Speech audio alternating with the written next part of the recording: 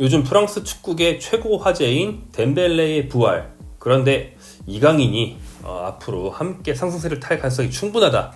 파리 생제르맹의 전술 변화가 이강인에게 어떤 영향을 미칠지 한번 탐구해보는 시간 가지려 합니다.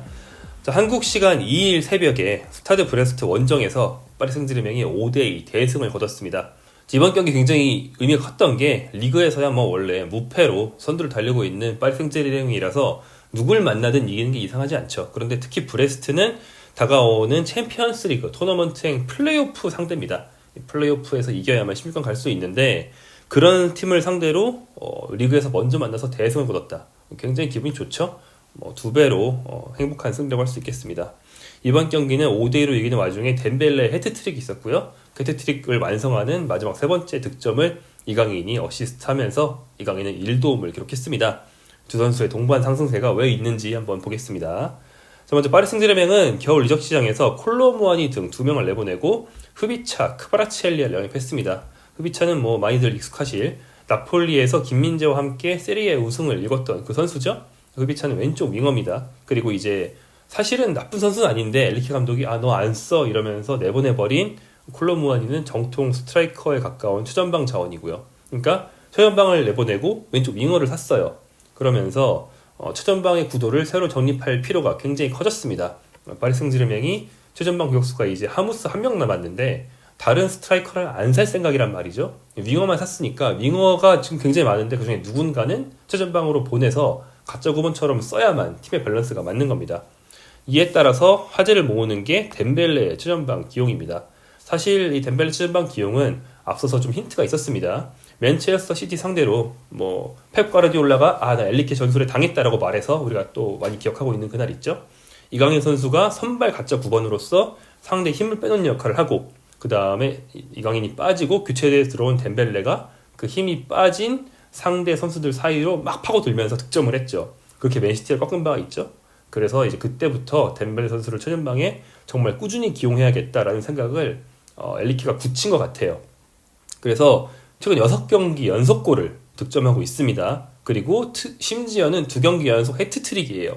챔피언스 리그, 리그왕 거치면서 일주일에 2번 해트트릭을 한 거예요. 그러면서 어느새 리그왕 득점 1위로 올라선 덴벨레의 놀라운 파괴력입니다. 사실은 좀 재밌는 일이죠. 왜냐하면 덴벨레는 대표적인 세모발, 또 흔히 말하는 주사위형 선수라서 측면에서 정말 엄청난 양발 드리블과 매끄러운 볼 컨트롤로 돌파 다 해놓고 마지막 플레이가 좀 부정확해서 공을 막 하늘로 날리고 이런 선수였단 말이에요. 그런데 재밌는 게 돌파 후 슛을 하라고 하면 세모발이지만 아예 최전방 공격수로서 마무리에 집중을 하고 하면 굉장히 높은 결정력을 보여주고 있는 겁니다. 그러니까 다른 플레이를 좀 덜고 너무 많은 거 하지 마. 너는 압박이든 측면 돌파든 많은 거 하지 말고 득점에 집중해 라고 했을 때 결정력이 비약적으로 상승하는 그런 케이스인데요. 이런 경우가 상당히 많이 있습니다. 가장 가까운 최근의 예로는 라우타로 마르티네스가 있겠는데 여러분 그 라우타로 하면 카타르 월드컵에서 무득점에 그쳤던 약간 좀 창피한 스트라이커로 많이 기억하시겠지만 라우타로가 다른 공격수 대표팀에서 메시, 소속팀에서는 예전에는 루카쿠 이런 다른 공격수의 보조 역할 대신 몸싸움하고 막 이런 거를 좀 덜고 혼자 득점에 집중할 수 있을 때 결정력이 급상승하는 걸 볼 수 있었습니다. 지난 2023-2024 시즌에는 놀랍게도 유럽 5대 리그에서 XG 기준으로 결정력이 가장 좋은 선수가 라우타로였어요. 이것처럼 이것저것 다 하지 말고 골만 넣으라고 했을 때 결정력이 확 오르는 경우들이 있거든요. 덴벨레가 그런 경우의 가능성이 상당히 높다는 겁니다. 앞으로 좀 지켜봐야겠지만 현재로서는 그런 모습 많이 보여주고 있는 거죠. 자, 후비차를 영입하면서 덴벨레를 가짜 9번으로 쓰는 건 엘리케가 원래 구상해온 아이디어로 말씀드렸고 현재처럼 된다면 완전히 성공한 구상, 역시 엘리케 죽지 않았다. 괜히 좀 인정받는 감독이 아니다라는 것을 보여주는 그런 상황입니다. 그렇다면 이강인과 대질의 두해 같은 선수들의 가짜 9번을 이제 안 봐도 된다는 뜻이 되는 거죠. 그래서 이강인 선수 역할이 변하고 있습니다. 시즌 초반에는 이강인이 윙어와 가짜 9번으로 많이 뛰었죠. 그런데 최근에 메짤라, 그러니까 이 팀처럼 3명의 중미를 쓰는 팀에서 조금 공격적으로 뛰는 수미가 아닌 왼쪽이나 오른쪽의 중미를 말하는 거죠. 이제 왼짤라로 변신하기 시작한 게 이강인의 상태입니다.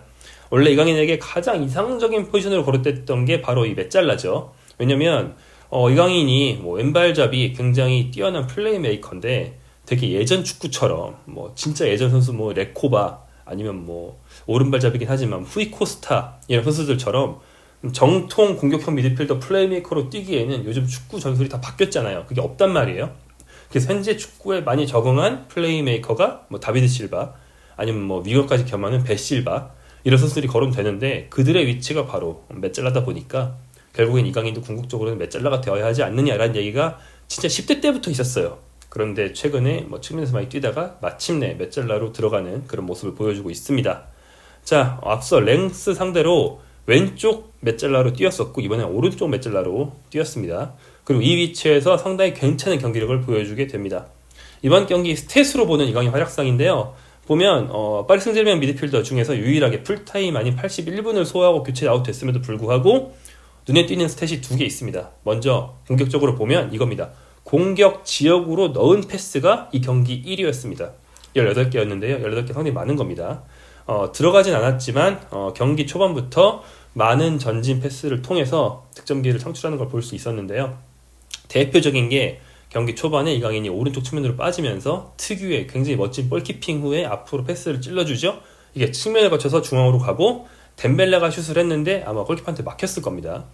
또 하나는 이제 이강인이 지금은 이제 볼키핑을 많이 한 건 아니고 상대 압박을 안 받는 상황에서 패스할 곳을 찾다가 침투한 선수를 찾고 찔러줍니다. 이게 컷백이 되고 흡이차가 파리 생제르맹 데뷔골을 넣을 뻔했는데 슛이 아깝게 빗나가면서 득점되지 않았습니다. 둘 다 아슬아슬하게 득점에 실패했지만 이강인이 공격 기회를 창출하는 전진 패스 능력이 있다는 것을 보여주는 장면이었고요.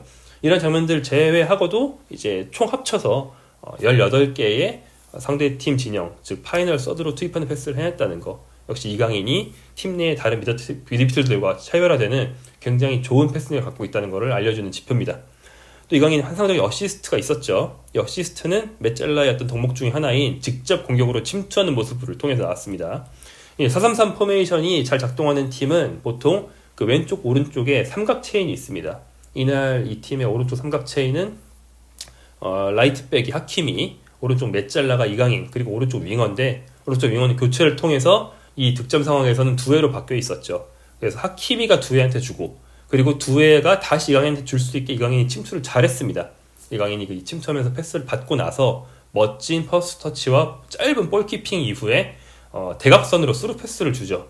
이건 정말 뭐 전문 윙어는 사실 이렇게 못하고 이강인이 뛰어난 플레이메이커다 보니까 할 수 있는 이런 땅볼 스루 패스 선택이었는데 이걸 덴벨레가 마무리하면서 그 헤드트릭이 됩니다. 개인 기량도 좋았지만 전술적으로 메잘라가 해야 하는 역할을 굉장히 잘 소화했다. 뭐 좀 쉽게 말해서 아까 한 표현을 계속 이어오면 이 상황 완전 다비드 실바였다 이렇게 말할 수 있는 그런 플레이였습니다. 그리고 이강인의 두 번째 수비적인 스탯을 보면요, 파리 생제르맹 선발 미드필더 중에서 수비적인 행위, 리커버리, 태클, 인터셉트 다 합쳐서 수비적인 행위가 가장 많았습니다. 5회였어요. 특히 리커버리가 4회나 되면서 상당히 공을 많이 주우러 다니고 열심히 수비를 했다는 걸 알 수 있습니다. 즉 중원 3명 중에 가장 공미 성향인 선수답게 전진 패스 많이 찔렀죠? 그러면서 수비도 소홀히 하지 않았다라는 겁니다. 굉장히 모범적인 메잘라의 모습이라고 할 수 있습니다. 자, 이렇게 이강인 선수의 개인적인 활약 그리고 이날 경기력, 팀 전반적인 경기력 보면은 뭐 나쁠 게 없어요. 굉장히 괜찮습니다. 그런데 유일한 문제는 이날은 이제 한쪽 메잘라로 이강인 반대쪽에 파비안 루이스 좀 장신인 미드필더가 나오긴 했는데 원래 이 팀의 제일 잘하는 미드필더들은 네베스, 비티냐예요. 그래서 비티냐, 네베스에 이강인을 넣어서 이 3명을 구성할 경우에는 결국엔 꼬꼬마 조합이 됩니다. 신장 사이즈가 너무 작아요. 이게 어쩔 수 없이 이렇게 뭐 플레이를 해야 되는 상황도 있겠지만 일반적인 감독들은 이런 거를 피합니다. 좀 장신인 미드필더가 섞여 있어야 나아가서는 팀의 베스트 선발 필드 플레이어 10명 중에서 장신이 일정 숫자 이상 있어야 상대 세트피스도 막을 수 있고 공중볼 대응할 수도 있거든요. 그래서 아마 비교적 장신인 루이스, 최소한 단신은 아니고 180대 후반이 되는 마율루 이런 미드필더들을 로테이션 해가면서 사이즈의 단점을 극복할 필요가 있다라고 생각이 됩니다. 아니면 리케 감독이 굉장히 과감하게 결국에는 뭐 비티니아, 네베스, 이강인이 공 제일 잘 차니까 이렇게 가겠다라고 한다면 다른 포지션이라도 높이를 높여야 돼요. 그게 뭐 대표적인 포지션으로는 레프트백을 뭐 네베스 대신에 리카란데스를 쓴다 뭐 이런 방법이 있겠죠. 리카란데스는 원래 센터백을 겸하는 풀백이라서 키가 큰 편이죠. 뭐 이런 식의 보완은 필요합니다.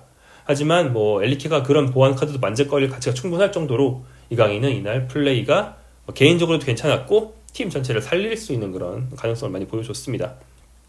이렇게 하면서 이강인은 윙어 공격수에서 미드필더로 바뀌고 있다 보니까 스탯이 골에서 도움으로 이동 중입니다. 이강인은 현재까지 리그 6골 4도움 기록해서 공격 포인트 10개를 채웠는데요. 시즌 초반에는 팀의 주포라고 될 정도로 많은 골과 특히 탁월한 결정력을 보여준 바가 있죠. 그런데 최근에는 도움만 계속 기록하고 있습니다. 그리고 이강인의 4도움 중에서 2개가 덴벨레한테 갔어요. 조금 더 결정력이 좋은 선수들이 있고 사실 덴벨레가 요즘 몰아치기 전에는 뭐 바르콜라가 팀 내 득점 1위였는데 그래도 덴벨레한테 지금 도움 2개를 몰아줬거든요. 이것은 좀 잘 맞는다고 볼 수 있는 거죠. 이강인의 날카로운 전진 패스 그리고 빈 공간을 향해서 엄청난 스피드로 쇄도할 수 있는 덴벨레 호흡이 좀 맞는다면 두 선수는 시너지 효과를 낼 수 있다. 덴벨레가 계속 골을 막 몰아쳐가지고 결국 프랑스 득점왕을 한다 치면 그 중에 많은 수의 어시스트를 이강인이 해줄 수 있고 이강인 역시 뭐 도움왕이라든지 뭐 굉장히 화려한 시즌을 보낼 수 있다는 말이 됩니다. 두 선수의 시너지 효과가 기대되는 게 최근에 파리 생제르맹 전술 변화고요. 이강인은 엘리케 감독이 정말 별의별 역할을 다 맡기는데 그 와중에도 서서히 진화하고 있는 걸 우리가 확인하고 있습니다. 제 바람이 있다면 만약 이게 이 전술이 잘 돌아간다면 앞으로는 그냥 메잘라에 정착해서 진짜 막 월드 클래스로 가는 그런 마지막 한꺼풀을 벗기를 좀 기대해 보겠습니다. 이강인 선수의 최근 달라진 역할, 최근 파리 생제르맹의 달라진 전술에 대한 간단한 분석이었습니다.